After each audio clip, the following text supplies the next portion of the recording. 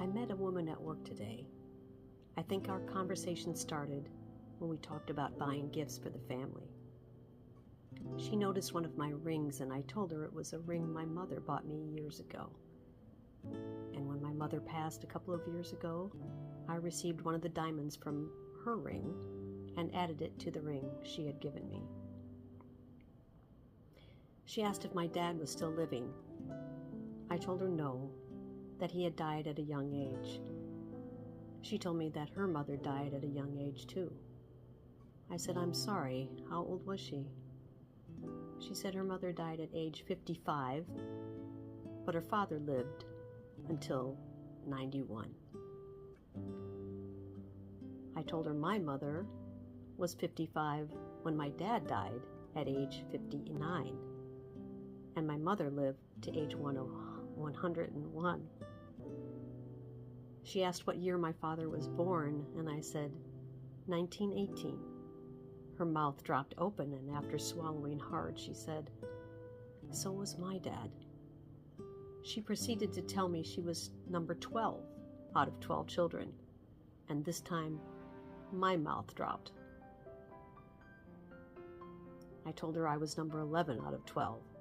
She said, "No way." "Way," I said. She asked if my mother sought out companionship after my father died. I told her how my mom enjoyed getting out for a meal, breakfast, lunch, or dinner, but had no intention of seeking another life partner. Mom told me once, "Who would want this chaos in their life?" Meaning there were too many responsibilities, activities, possible drama in a large family like this, like the one we had. She was done taking care of another man in her life, and she was too busy to worry about it. She wasn't bitter, she was practical. My sweet customer understood, telling me how she thought the woman was usually the caretaker, and understood she didn't want to take it on again. I asked her if I could give her a hug, and she said, "No, because she'd cry if I did." And I started to tear up then, and I said, "Well, now we both need a hug." And we did. It was a hug of true understanding and empathy. It felt really good since I live about 1,500 miles from a nearest sibling. We thanked each other and said Merry Christmas. I told her to wait. I have one more coincidence to tell her. One of my best childhood friends has the same name as you.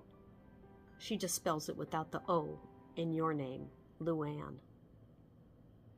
As she walked away, I said under my breath, "Thanks, Mom and Dad.